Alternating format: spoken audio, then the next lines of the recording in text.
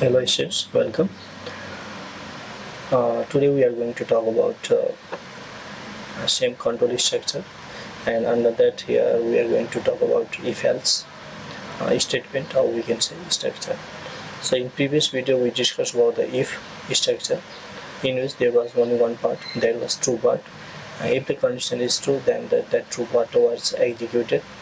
But sometimes we should have two blocks, one true part and next false part.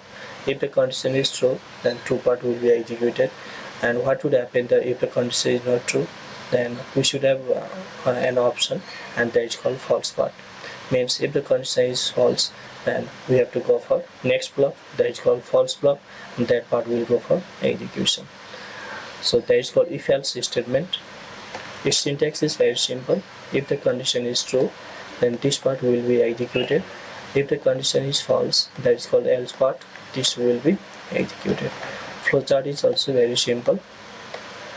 If the condition is true, this statement will be executed.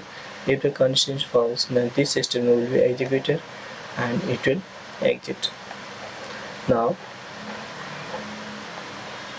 it also returns same value, that is 0 or 1.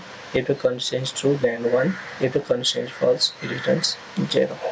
Now let's look same example we did in previous programming.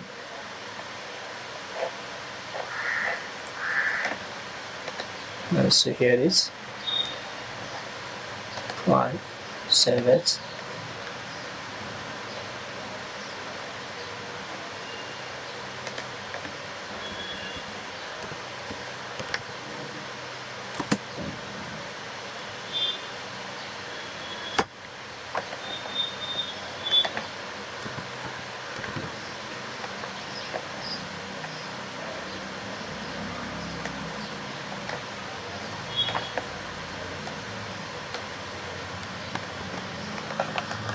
Let's put else part.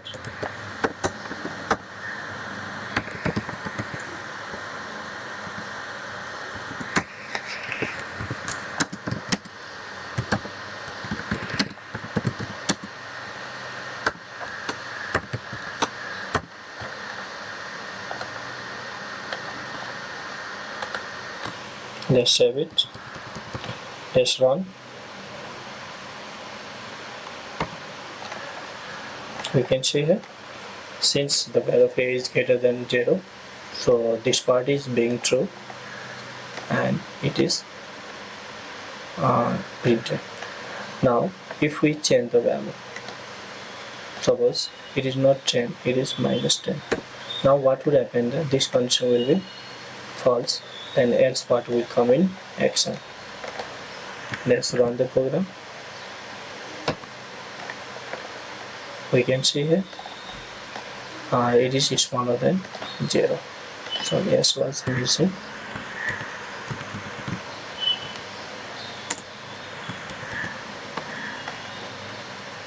-10 is smaller than 0. So this is called if else structure, control structure. It is very popular among the programmers because mostly we use if else in our program. I hope you understood about the if else. Just hit the subscribe button if you like it, and if this program made you clear about control structure.